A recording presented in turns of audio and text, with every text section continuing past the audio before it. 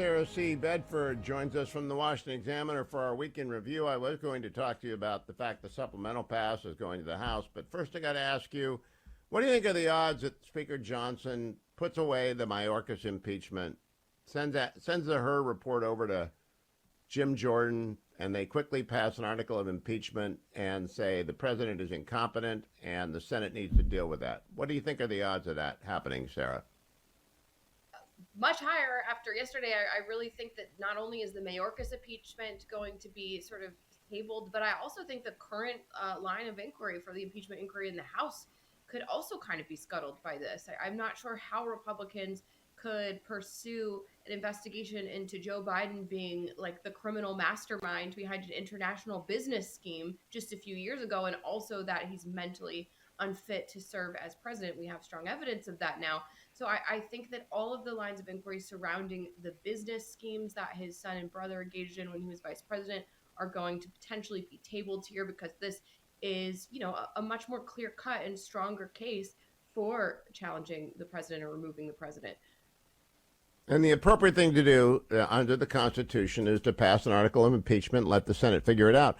I would like to know, Sarah, you're in the Beltway and I'm in California, but last night I was at dinner with friends and we all reacted the same way, which is, oh my goodness, the man cannot stay as commander-in-chief. What did you hear last night from people? I saw people who have been staunch defenders of Joe Biden, who have never acknowledged any of his mental slips. I mean, some of that decline has been pretty obvious in his public appearances in recent months, but people who have never conceded that he's lost a step, sort of confronting this reality that this is something that is going to be litigated in the election. It wasn't in 2020. I mean, some of these signs of decline were evident 4 years ago when he was running for president, and it's part of why it's pretty clear he ran that sort of basement strategy during 2020 and blamed COVID.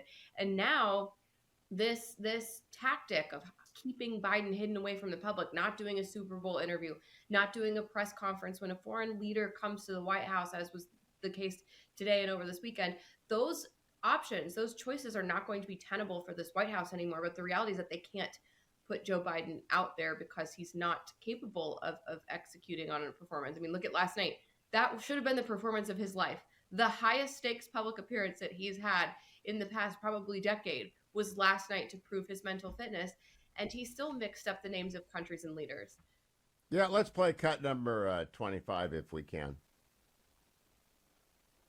The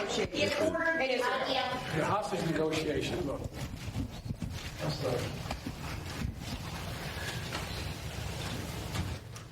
I'm of the view, as you know, that the conduct of the response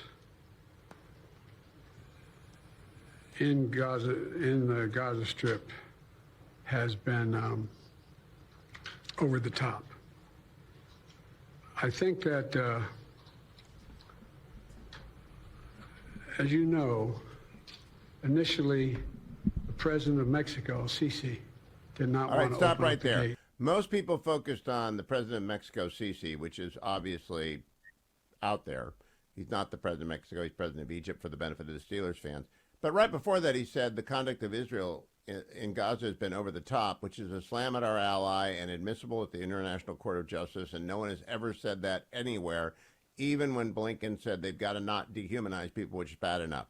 Did anyone in your circle of contacts, friends, DMs, texts say he needs to resign? Because that's what I think. He needs to resign. I think you're going to hear those calls get a lot louder. And you make a great point, right? That is a pretty significant shift in the U.S. policy toward Israel. If the U.S. position is that Israel is, over the top in Gaza.